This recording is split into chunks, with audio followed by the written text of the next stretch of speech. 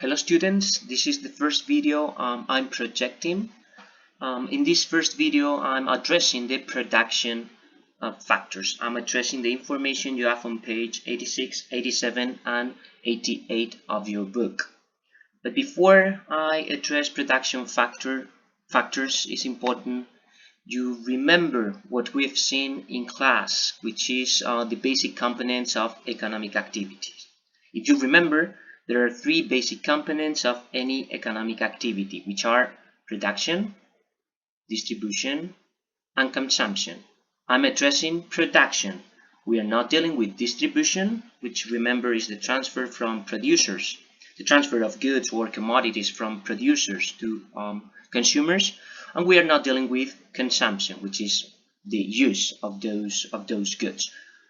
We are dealing with production. And it's important you first of all remember there are three main production factors. There are three main factors needed to produce, to make any good, any product, any commodity, which are natural resources, capital and technology, and finally labor. We usually consider technology as part of capital, and I'll explain why.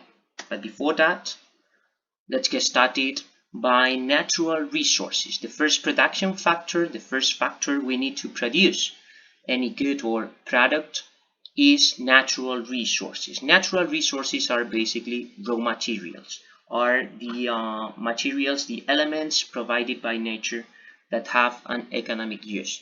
And there are two types of natural resources, which are renewable and non-renewable.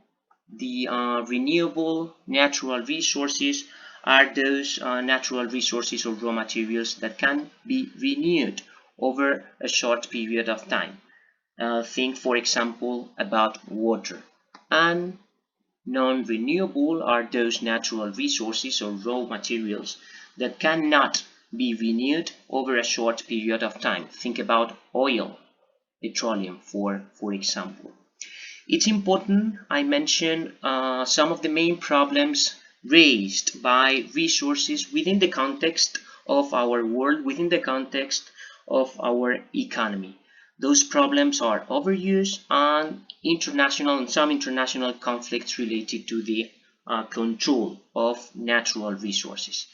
Regarding the overuse of some natural resources, this is a very important problem today because if consumed at a higher rate than the renewable, some resources can be exhausted. That's the case, for instance, of oil, of petroleum. That's also the problem of coal, carbon.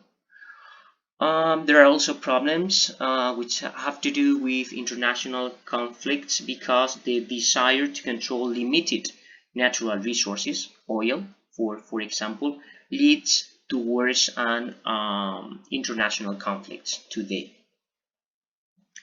The second production factor we need to mention is capital, and we are, as I've told you, we have included technology within the context of capital.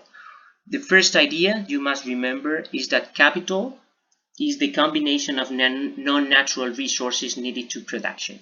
In other words, capital is what businesses and economic agents invest in order to produce any good, any commodity, product, and so on. We usually say there are three types of capital.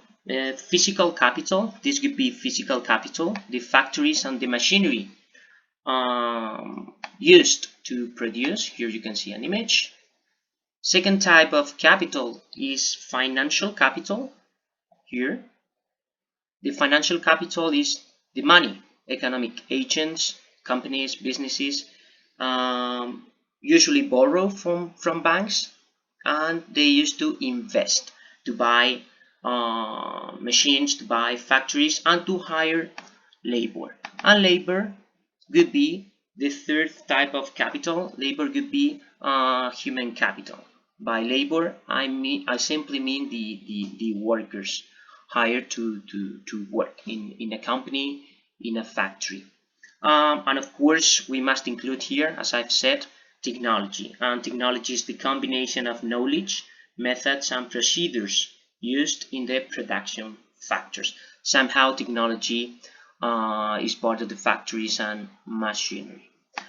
Finally, and this is very important, the last production factor is labor. I would say actually is the most important production factor.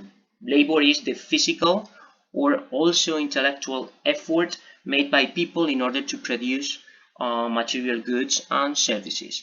By labor, I mean workers. And when we deal with workers, labor, there is a series of points we must take into account.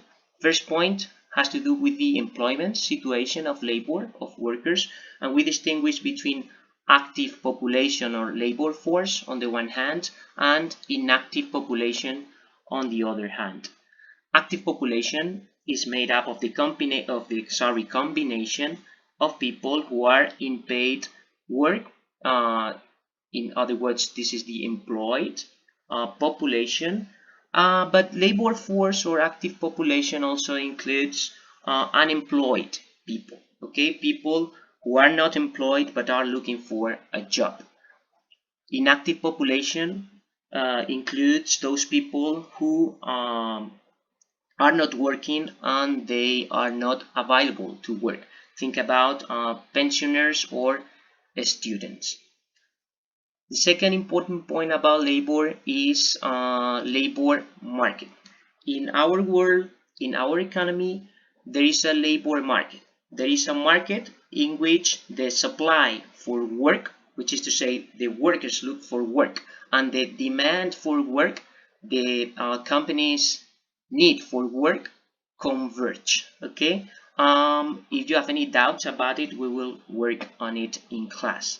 And finally, I must mention another point related to labor, which is labor problems, the problems related to workers. The main problems related to labor today in the context of our economy, in the context of our world, are those related to unemployment, job insecurity, youth unemployment, which is especially important in such countries as Spain, gender discrimination, and child labor. Child labor is especially a problem in underdeveloped and developing countries.